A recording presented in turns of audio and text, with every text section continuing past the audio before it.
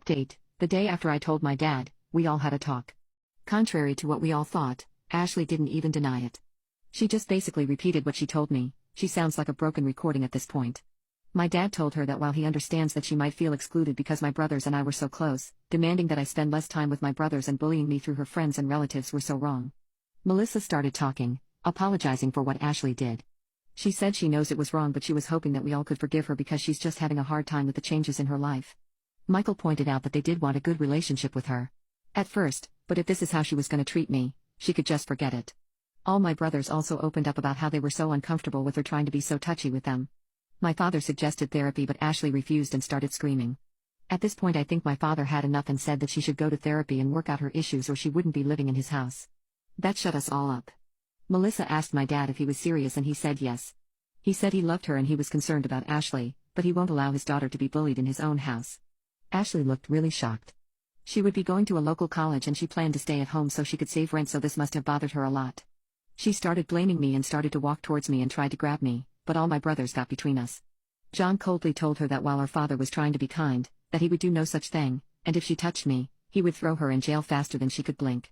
He's a lawyer, so Ashley knows that this was not an empty threat. She backed off and walked to her room and slammed the door. The next day, Ashley went to therapy. I don't know if Melissa forced her or if she just didn't want to be kicked out, but oh well, at least she's going. She's been ignoring us this past few days, which is completely fine with me.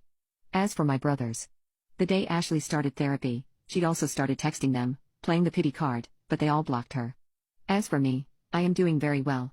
This whole fiasco kinda made us all forget that I'm going away to college in a few days, and now my father and brothers are kind of acting frantic and in mother hen modes, lol. Update 2, a little bit over a month ago, I turned 18. My maternal grandparents gave me a family heirloom. It was a pair of diamond earrings. It used to belong to my mother, but since she was unable to give it to me, my grandmother held on to it. Until my 18th birthday. I keep it in a locked drawer in my room. Yesterday Ashley and Melissa went to a wedding. I knew because Melissa made a Facebook post.